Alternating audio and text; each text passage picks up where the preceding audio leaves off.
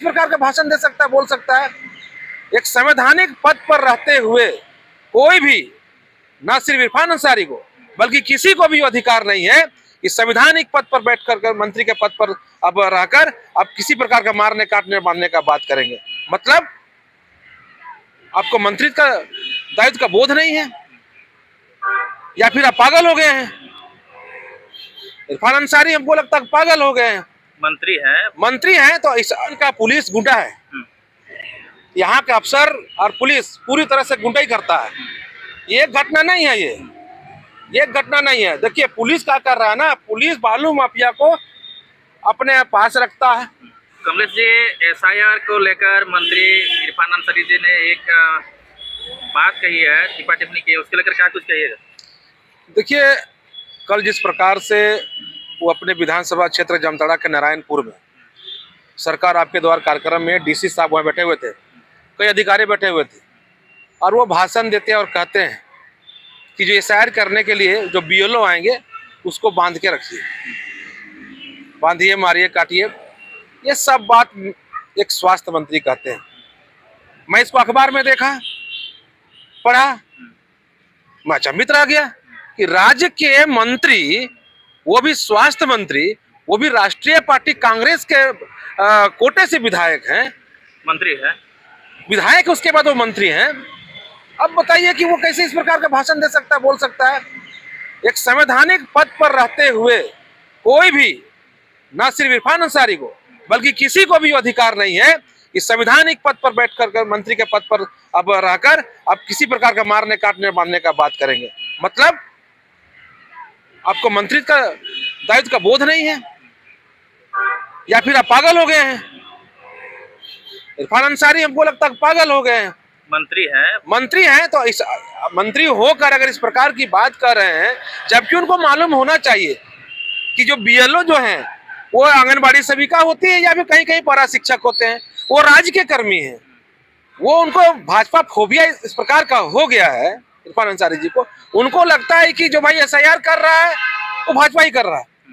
भाई एसआईआर जो है वो चुनाव आयोग का साधारण एक प्रक्रिया है, वो समय समय पर वो एसआईआर होते रहता है, उसमें हो रहा है। और एसआईआर जब होता है तो चुनाव आयोग के आदेश पर होता है, लेकिन जो एसआईआर करता है नीचे में वो राज्य के कर्मी करते हैं। तो राज्य के कर्मी तो सरकार भाजपा के नहीं है, उन्हीं का सरकार है। तो अपने सरकार के अपने आंगनबाड़ी सेविका को, पारा शिक्षक को बांधने और मारने पीटने का बात कर रहे हैं, ये कहीं से जायज नहीं है। इसलिए हमने कहा है कि माननीय मुख्यमंत्री जी, ये जो इरफान अंसारी जी हैं, ये हमेशा सुर्खियों में रहने के लिए अल बल बयान देते हैं। मुझे लगता है ये पागल हो गए हैं, और पागल को स्वास्थ्य विभाग न दिया जाए, और ये पागल को किसी प्रकार के मंत्री पद पर नहीं बैठाया जाए, उनको तत्काल बर्खास्त किया जाए और किसी अच्छे व्यक्ति को मंत्री बनाया जाए। अगर ये मंत्री पद में बैठे रहेंगे, बने रहेंगे, तो इसी प्रकार का बार बार बयान देंगे। आज बताइए एसआईआर जो करने जाएंगे, एक मंत्री भाषण देता है कि बांधने पीटने मारने का, अब कौन बीएलओ जाएगा जी? हाँ, एक प्रकार से धमकी दे रहा है सरकारी कर्मी को। जब सरकारी कर्मी को सरकारी धमकी देगा मारने पीटने का, तो सरकार कैसे चलेगा? इसलिए आपत्ति है मुझे, इरफान अंसारी इससे आपत्ति है। और आपत्ति सरकार से है कि आप अभी तक संज्ञान क्यों नहीं ले रहे हैं? माननीय मुख्यमंत्री जी, आप संज्ञान क्यों नहीं ले रहे हैं? कांग्रेस के प्रवक्ता बोल क्यों नहीं रहे अभी तक? या फिर इरफान अंसारी जी माफी क्यों नहीं मांग रहे हैं? अगर माफी नहीं मांग रहे मतलब पूरे सरकार का ये सरकार का जो साजिश है वो इरफान अंसारी का मुंह से निकलता है। सरकार का प्रवक्ता इरफान अंसारी है। इसलिए माननीय मुख्यमंत्री जी, अब इरफान अंसारी जी को बर्खास्त करिए और अच्छे से सरकार चलाइए। अच्छा, हम कभी भानु प्रताप जी टीका टिप्पणी करते हैं, मंत्री इरफान अंसारी जी कभी आप कर देते हैं? नहीं, कोई टीका टिप्पणी का सवाल नहीं है। सरकार जनता बनाया है तो काम करने के लिए बनाया है, भाषण में सुर्खियों में रहने के लिए, अल बल बोलने के लिए आपको मुख्यमंत्री नहीं बनाया गया इरफान अंसारी जी। आप काम करिए, आप मारने पीटने, धमकी देने का, बांधने पीटने का बात मत करिए। इसे राज्य की छवि धूमिल होती है। कर्मचारी, सरकारी कर्मी जो एसआईआर करने जाएंगे, उनको एक प्रकार से खौफ होगा, डर होगा कि हमको बांधेगा पीटेगा इरफान अंसारी जी बोले। इसलिए हम सब बोल रहे हैं इरफान अंसारी जी कोई ऐसा काम करे जिससे हम लोग तारीफ करेंगे। हम देख रहे थे परसों दिन एक बयान देख रहे थे, और कोई चैनल पे आया था, बोल रहा था तो दिल्ली जाते हैं तो दिल्ली में लोग हमसे मिलता है और बोलता है बहुत अच्छा स्वास्थ्य विभाग झारखंड का चल रहा है। इरफान जी, हम लोग झारखंड मॉडल अपने राज्य में हम लोग लागू करना चाहते हैं। हमको तो हंसी आता है इस बात की। कि इरफान अंसारी जी को कौन आदमी मिल गया उधर, एक पागल को पागल ही मिला होगा। कौन दिल्ली में इनको बोल दिया जी कि हम झारखंड में स्वास्थ्य में बहुत अच्छा चल रहा है, हमारा राज्य में झारखंड मॉडल लागू करना चाहते हैं। रिम्स 2 बना रहे थे। नहीं, रिम्स 2 बना कहाँ है? वही बात तो कह रहे हैं कि झारखंड में स्वास्थ्य विभाग आप ही कह दीजिए, झारखंड के कोई भी अभी रिम्स चले जाए, अस्पताल चले, गांव का अस्पताल चल जाए, ये क्या मॉडल है? यहाँ मॉडल ये है कि रिम्स आता है और मृत्यु होकर चला जाता है, तो ये मॉडल दूसरा राज्य में कोई लेना चाहेगा? तो इरफान अंसारी जी बताइए, यहाँ के दिल्ली से लौट के आए और यहाँ किस प्रकार का बयान मंत्री जी ओपीडी बैठेंगे आप? देखिए, ये नियम है, अगर कोई अस्पताल में, सरकारी अस्पताल में वही वहां बैठ सकता है जो उस अस्पताल के डॉक्टर के रूप में अपॉइंटमेंट होता है। एक स्वास्थ्य मंत्री को वहां पर बैठने को अधिकार नहीं है। अगर वो स्वास्थ्य मंत्री ओपीडी बैठेंगे तो मृत्यु दर बढ़ जाएगी। कैसे डॉक्टर हैं? अरे डॉक्टर हैं, उसका डॉक्टर का प्रमाण कागज से नहीं होता है। अब क्या ऐसा काम कहीं पर प्रैक्टिस किए हैं कहीं कोई अस्पताल में आप काम किए हैं? आप एक डिग्री लेके आप किसी मरीज को ठीक करने के बाद कहेंगे जो भी ओपीडी में, इसे तो कह रहे हैं हम।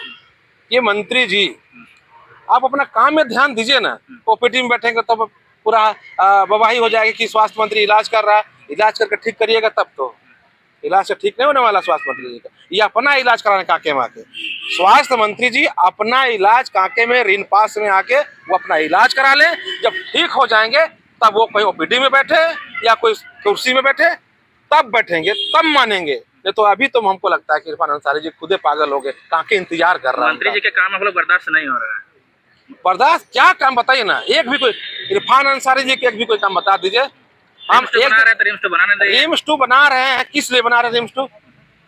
आप गांव का स्वास्थ्य केंद्र जो है या फिर आपका CSC है, वो सब आपको दिखता नहीं है, वहां आप डॉक्टर बहाल कीजिए ना, वहां आप दवा दीजिए ना, वहां आप इक्विपमेंट दीजिए ना। अब गांव का जिला का कोई अस्पताल बढ़िया नहीं है, अब रिम्स आपसे संभल नहीं रहा है, रिम्स संभलेगा तब ना रिम्स 2 आप बनाएंगे। रिम्स को ठीक करिए पहले, रिम्स जिस दिन ठीक हो जाएगा झारखंड की जनता रिम्स 2, रिम्स 3, रिम्स 4 की मांग करेगा। लेकिन एक आपसे संभल नहीं रहा है तो अब दूसरा कैसे संभालिएगा? दूसरा नहीं संभाल सकते हैं आप। कमलेश जी, पिछले दिनों में टीटागढ़ विधानसभा में बालू को लेकर पूर्व प्रत्याशी रहे तरुण महतो को बेरहमी पुलिस द्वारा पीटा गया, इसको किस नजर से? देखिए, झारखंड का पुलिस गुंडा है, यहाँ के अफसर और पुलिस पूरी तरह से गुंडाई करता है। ये एक घटना नहीं है, ये एक घटना नहीं है। देखिए पुलिस क्या कर रहा है ना, पुलिस बालू माफिया को अपने पास रखता है और जो राज्य के मुख्यमंत्री हैं वो पुलिस को थाना में बैठा दिया है कि आपको बालू माफिया से उगाही करके मुख्यमंत्री तक पैसा पहुंचाना है और फिक्स किया हुआ है। उसमें कोई आदमी अगर बाधा डालता है, अगर बालू रोकने की बात करता है, तो पुलिस को तकलीफ होता है कि मेरा कमाई बंद हो जाएगा। अरे कमाई नहीं तो हमको मुख्यमंत्री जी मांगेंगे पैसा। तो इसलिए ये सरकार जो है ये पुलिस को लाइसेंसी गुंडा के रूप में बैठा दिया है और जो उस क्षेत्र में खनन माफिया खिलाफ बोलेगा, सूर्या हांसदा को मार दिया, मारा ना सूर्या हांसदा को। जो अवैध खनन हो रहा है, अवैध बालू उठाव हो रहा है, उसके खिलाफ कोई बोलेगा तो उसको केस करके जेल के अंदर डाल देगा या उसको मार के षड्यंत्र करके उसको मार देगा। ये पुलिस यहाँ झारखंड सरकार यहाँ पर काम कर रही है। अब देखे होंगे किस प्रकार से पूर्व DGP एक अपराधी से दोस्ती करके गठजोड़ करके काम कर रहे थे। अभी NIA जांच अभी चलेगा उनके ऊपर। हम हमारे आदरणीय प्रदेश अध्यक्ष जी इस पर संज्ञान लिए हैं। तो झारखंड में पूरी तरह से अपराध पुलिस से गठजोड़ कर लिए हैं, माफिया पुलिस से गठजोड़ कर लिया है, दलाल पुलिस से गठजोड़ कर लिया है और दोनों माफिया और पुलिस दोनों मिलकर इस सरकार को चला रहा है और जो पैसा आ रहा है मुख्यमंत्री तक पहुंचा रहा है। अभी बालू गाड़ी रोकने जाते हैं, वही बात बोल रहे हैं। बालू गाड़ी जब रोकते हैं ना तो तुरंत पुलिस और जितना भी बालू माफिया रहता है सबके कमर में पिस्टल रहता है। कौन दिया पिस्टल? पुलिस ही उसको पिस्टल देता है। ये आप अर्ध पुलिस है, हम पूरा पुलिस है, माफिया अर्ध पुलिस है। अब टक्कर कर लो। अब बताइए इस प्रकार की घटना और यहाँ पर दबंगई इस प्रकार से माफिया लोग कर रहे हैं, राज कहाँ जा रहा है? माननीय हेमंत सोरेन जी, राज को कहाँ लेके जा रहे हैं आप? हमारा फंडामेंटल राइट्स है, हम आवाज उठाएंगे, हम लोगों के लिए हक की लड़ाई लड़ेंगे और आप उधर से आप षड्यंत्र करके हमको जेल भेजेंगे, हमको मारेंगे, हमको डराएंगे, ये नहीं चलेगा। लगातार आप जो है कि कांके विधायक सुरेश बैठा को संज्ञान में लेते रहते हैं, टिप्पणियां करते रहते हैं, उनके पर्सनल जो फेसबुक में आते हैं वो कुछ गलत हो जाता है उसका तुरंत दिखाते रहते हैं। देखिए वो महान व्यक्ति है, वो महान व्यक्ति है, इसलिए हम उसको टोकते रहते हैं।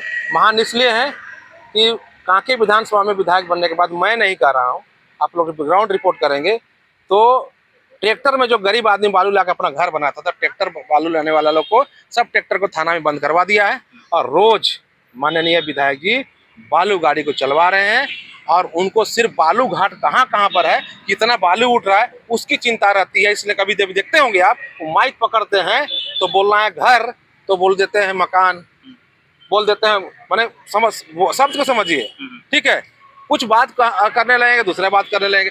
वो विधायक जी को आज मालूम नहीं अपने विधानसभा क्षेत्र में कितने डिग्री कॉलेज सरकारी है। मैं उसी बात को उठाया था एक कार्यक्रम में, वो बोले कि हाँ हमारे कांके विधानसभा में डिग्री कॉलेज है ही नहीं। एक कॉलेज डिग्री कॉलेज है जो संजय गांधी कॉलेज है, जबकि वो विधायक है, उनको मालूम चलना चाहिए संजय गांधी जो कॉलेज है, मेमोरियल कॉलेज है, वो पंडरा में है, हटिया विधानसभा में। हमारे यहाँ सूरज सिंह मेमोरियल कॉलेज है, राम लखन सिंह यादव कॉलेज। ये बात को हमको याद कराया था कि भैया आप विधायक हैं, आपका मन बालू में, आपका दिल बालू में रहता है, बालू घाटे में दिमाग रहता है। अब क्षेत्र में शिक्षा, रोजगार, जनता के बारे में आपको याद नहीं रहता। ये बात हम उठाए थे, तो कोई बड़ी विषय नहीं है, लेकिन हम विधायक जी को ट्रैक में लाने के लिए काम करते रहते हैं। कमलेश जी, एक आखिरी प्रश्न है जेएमएम और कांग्रेस के कि बिहार में आप लोग वोट की चोरी करके सरकार बनाया है, क्या कहेंगे? अच्छा, घाटशिला में कौन चोरी किया था? फ्रेश हुआ नहीं, घाटशिला में कौन चोरी किया? और 2024 में हेमंत जी कहाँ सरकार बन गया तो ठीक है, यहाँ वोट चोरी नहीं हुआ।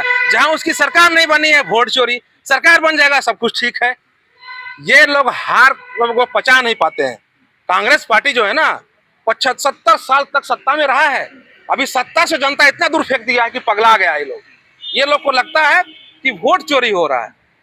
अरे वोट चोरी होगा? आदरणीय प्रधानमंत्री जी और बिहार के मुख्यमंत्री जी जो बिहार के लिए काम किए हैं उसी को जनता मुहर लगाया है। बिहार की खुशी झारखंड मनाते हैं आप लोग? अरे भाई क्यों नहीं मनाएंगे? पूरे भारत एक संघीय देश है, हमारा पूरे राज्यों का देश है और हमारा वहाँ सरकार बने तो खुशी नहीं क्यों नहीं होगा। हम वहाँ मेहनत करेंगे, जनता का जीत में अगर हमने खुशी मनाए तो कौन खुशी मनाएगा? ठीक है, बहुत बहुत एक आखिरी प्रश्न, झारखंड में पिछले ही कुछ दिनों में झारखंड के 25 साल सेलिब्रेट किया, उसमें बस 2 ही मुख्यमंत्री को दिखाया गया, हेमंत सोरेन, एक विश्व शिबू सोरेन। क्या भाजपा के कोई मुख्यमंत्री नहीं? इस पर क्या कहेंगे? कि ये सरकार का एक कार्यक्रम है और सरकार कभी भी कार्यक्रम, तो झारखंड के 25 साल हम बता रहे हैं सर, ये कार्यक्रम सरकार को लगता है कि हम ही सब कुछ। उनको ना सामने जनता दिखता है ना विपक्ष दिखता है, जबकि आज तक इस प्रकार का कोई सरकारी कार्यक्रम नहीं हुआ। जब सरकारी कार्यक्रम होता है तो सामंजस्य बना के कार्यक्रम होता है। हाँ, छोटा कर दिया, बहुत क्या कह सकते हैं। ये सरकार जो है पिछले कई मुख्यमंत्री रहे, सबको याद करनी चाहिए, लेकिन नहीं करेंगे। इनको लगता है कि देखिए हेमंत सोरेन जो घमंड का हुआ, मैं आदिवासी का नेता, हम सबसे बड़ा आदिवासी का नेता, ये दूसरे को देखना नहीं चाहते और ये चाहते हैं कि भाई दूसरे आदिवासी नेता ना बन जाए, इसमें लगे हुए हैं। तो उनको वो अपना सोच, उनको मुबारकबाद। चलिए, बहुत बहुत धन्यवाद।